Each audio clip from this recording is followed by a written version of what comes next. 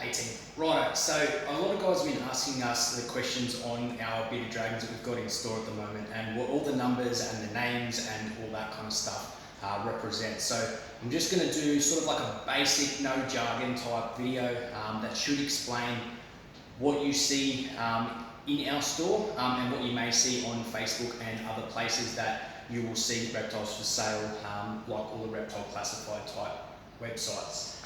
So to go through them, we'll go through some of the genetics that you will see and some that you will be able to find on Google that are either not viable genes or are not available yet in the Australian market.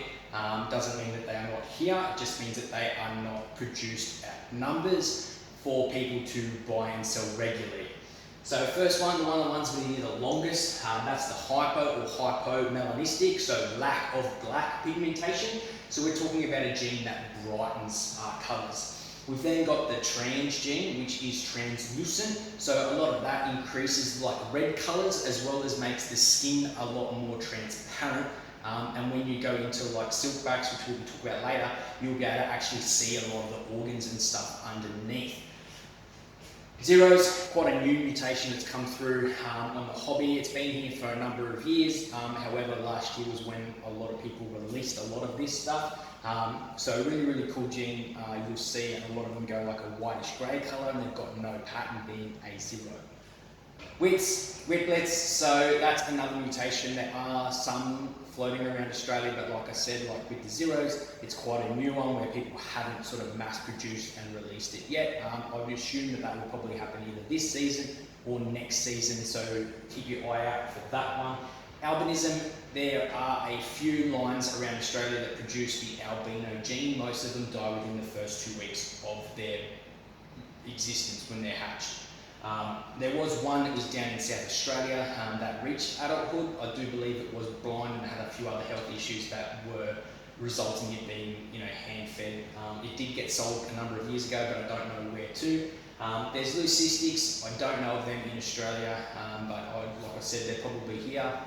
And then you've got the paradox gene, where there is quite a healthy number of those in the hobby. They are a relatively new, unproven inheritance type gene. However, there are some being produced on various breeds around the place. We're then going to go to our scaling pattern. So scaling is basically where their scales are at a reduced rate between different mutations. So the normal one that you will see is a normal scale, spiky, lots of scales that are high and all that sort of stuff. We then go to our leatherbacks. So leatherbacks is where they've got the spikes down the side. However, everything else is generally a smooth, thick scaling. Then our silkbacks, and we'll explain how we get silkbacks later. But silkbacks, like it says, is a very, very silky, thin skin, and that can be added to genes like trans to then, produce very, very fine skin that you can see organs again with that. And then we've got our pattern mutation, which is our donor. Now, all of these are a gene that the parents have to have the visual representation of that to then pass it on to the babies, whereas the ones up here, it's either unknown how it goes through, but most of them are a recessive gene. So one of the parents has to be visual, and either the other has to carry it, or you then create stuff, which we'll go through now. So, the way that we do these genes and the way that the numbers work out is that we have what we call a visual recessive. So that would be a hypo, which is that visual of the gene. And then we cross that over a normal, which is what we call a wild type. Now, wild type just means that it is as close to what you would find in the wild, in a bigger concentration number of the normal. And then we're going to produce 100% het. So 100% of all those babies are going to carry this visual gene that the parent has. One of them has to have it, and then they'll be 100% het. We can then go to a visual gene across 100% het, which is going to create 50% of those babies are going to be that visual representation of that gene. Then we're going to get 50% are going to be 100% het, because we've got one of the parents that has that gene. Then we're going to go into like our 66%. So how we get a 66% is by putting 100% het and 100% het together, so both male and female carry the gene. From that, we're going to get 25% of those babies are going to be a visual representation of the gene that they carry. 50%, so half those babies are going to be 100% het, so they're going to carry that gene. And then we're going to have a 25% remainder that are going to be completely lacking that gene altogether. Now, when we do our maths, we've got 2 parts of the visual gene that they hold, and then 1 part which doesn't. So when you do the maths on that, that's 66%, 6 reoccurring, and then you'll get that 33% of those, normal wild type looking dragons. That'll be that. So there you go. So you've got your 2 of your 3 will be the 66%. Now, we're going to go a little bit further now and talk the next lot down. So we're talking 50% hets now.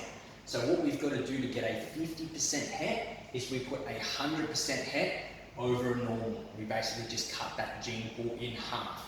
A lot of the time the 50% don't prove out because it is quite a large number that you've got to try and do to hit that name. So how do we get all the leatherbacks and stuff? So we do a leatherback over a normal. Now if we do that, we're going to get half that litter, so the clutch is going to be leatherbacks, and then we're going to have 50% that are normals, okay? So our leatherback gene is a 50 split, okay? So when we put a leatherback and a leatherback over each other, we're going to get 50% are going to be the leatherbacks, we're going to get 25% that are silkbacks, and then the remaining 25%, I don't know if you guys can see that, there we go, are going to be normal, okay? So that's the way that works out. Now, so our gene stacking, this is when it gets complicated and we run with a lot of different numbers and a lot of different abbreviations and stuff. But just for the sake of just being able to show you what you will see quite regularly in the store, we're just going to break it down into a basic pairing of multiple genes. So our gene stacking, we're going to have our female here, which is going to be our hypo 100% het trans leatherback. So we've got our visual gene, our het gene, and then we've got our leatherback, so that's our scaling. We're then going to cross that over our trans, 100% het hypo, 100% het 0 normal scale, okay? So the way that that's going to then break down is that we're going to have hypos that are 100% het trans, 50% het 0, okay? So out of that, we're going to have a 50% portion. Now, a lot of these numbers aren't going to add up to 100%. That is the way that it works out. And then you'll have like a 1 in 4, 1 in 8, 1 in 16, 1 in 32, 1 in 64. And it all breaks down into what you can expect if you do a proper morph calculator. But for the sake of just keeping it simple, we're just going to tell you the numbers. We're going to get trans, 100% het hypo, 50% het 0. Alright, and that's just going to be, again, our 50%. And then we're going to have some hypo-trans, 50% het zeros, because we've got the 2 visual adults that are 100% het for each other. Then we're going to run the last lot out of that, which is a 100% het hypo-trans. So they both carry the gene for not only hypo but trans. And then they're going to have that 50% het 0 because one of our parents has 100%. So we're going to halve that between those babies. Okay? Now, like I said, it is a very, very basic sort of genetic way to do stuff and what you're going to see here. Now, if you don't understand this sort of stuff, definitely don't shy away from it. Ask questions, hit us up. There isn't a great deal of information on Google that is helpful, but we're more than happy in store to give you guys a rundown or give us a call and we can go through all of that. So that's how we do all the genetics and the numbering and stuff for what you see downstairs in the shop floor. So see us when you come in, guys, and like I said, if you've got questions, please ask. We're happy to help you guys. All right, catch you guys.